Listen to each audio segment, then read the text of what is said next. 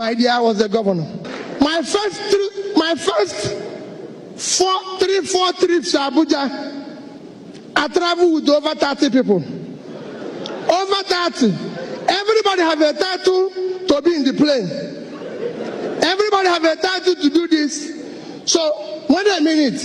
I'm the only person invited to Abuja. I pay for 30 people who have no reason to be in Abuja.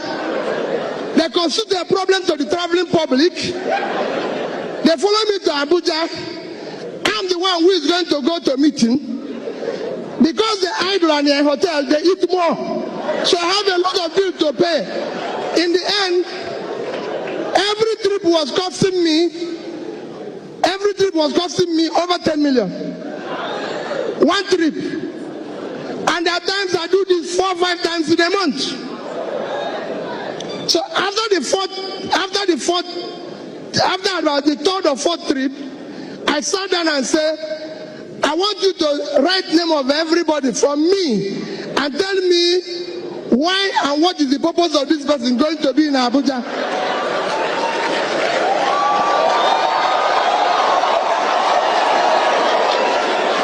And what did they do? What happened? What did they do? When they finish, I found out the only person that needs to go to Abuja is me. So I said to them, leave it, because some of you must have heard Peter travels alone. No, because the other people, I don't need them in Abuja. I give you an example. If I had taken police from Waka to Abuja, there might be about 12, 15 security men. And then each time I go, let me use today's pricing. One ticket one way is about 30-something thousand. Coming back is 30,000. I found out that I can talk to the IG then Onovo. I said, Onovo, when I'm in Abuja, give me 3 policemen. The other person, give me 2. When I'm going, I give them 5,000, which is not up to the ticket of one person going. I say, it's simple.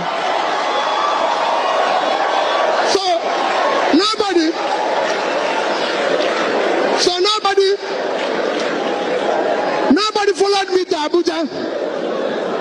1 minute, because my time is going on. Nobody followed me to Abuja. So when I come, the people say, hey, Peter Obi is traveling on his own, he's carrying his bag. I'm a young man, I can carry my bag. What is the proposition? You know? And I told them, I said, listen, this is not a problem I started from here. I had this problem while I was in the bank. So I know, and I'll tell you that experience. So I said, that stopped. The House had to question me at the end of, there was a time they wanted to go to what they called the World Igbo Congress in America. And they showed me that somebody before me had gone with 40 million. And they said they reduced my own is 32 million. I said to the PAMSEC, can you write me what is the implication of this to Anambra State? Nothing. He just kept telling me they have reduced it. I said, no. Well, let one person go. Whatever the Igbos in America discuss, they can tell us by this thing. You can do all this.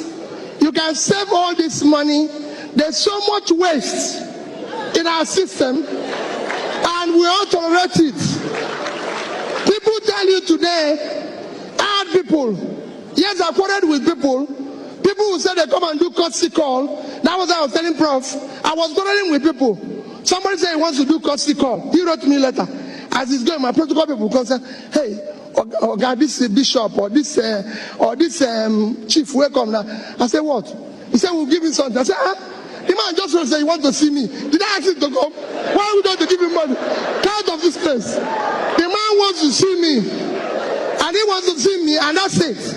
When I started, we were number 26 in WAEC. I said, no, we must be among the first 10. You are all welcome to British Oracle. If this is your first time coming across our channel, do us a favor by clicking on our subscribe button. This is to remind you that Nigeria needs P2B more than P2B needs Nigeria.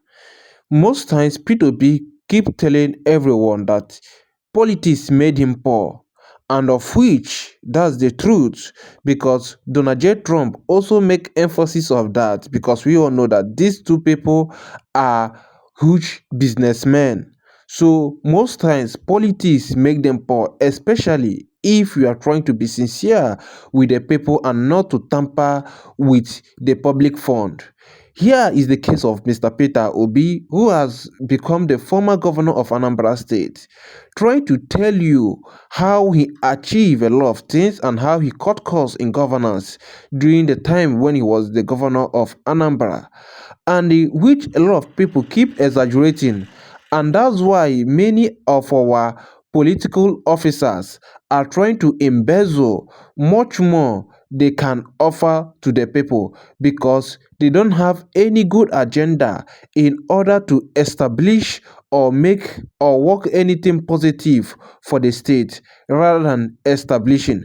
But here, P2B cleared the air by defining what he did when he was a governor. And I think that he is the man that we need for the job coming 2027. Please kindly share your own opinion in the comment section and click on your subscribe button, and don't forget to share this video to all your social media platforms. Let's continue. How are we going to do it? We looked at it and said, okay, the best thing is to return these schools to the church. It belongs to them, and we'll give them money directly and everything. Of course, that was very difficult. Everybody wanted to collapse the whole place. I said, well, my wife will always come back and say to me, Peter, hey, these things you're doing, do you know people are not happy? These people are not, why are you always making trouble? These people are not happy with you. This, that, and everything. And I will always say that, I say, listen, my dear wife, I have one of the most wonderful wife anybody will wish. I will always say to her, listen, Margaret, your problem is that you don't understand. My job is not to make people happy. There's people in the entertainment industry to make people happy. My job is to take the right decision. It's not my job. My job is not to make people happy. My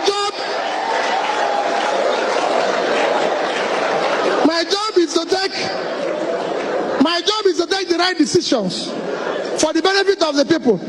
But what happened? In less than 3 years, 2011, 12, 13, Anambra was #1 in WAEC and NECO. All this was possible because of the change we brought. As of December 2013, I did not owe any teacher, anybody at the local government level, gratuity.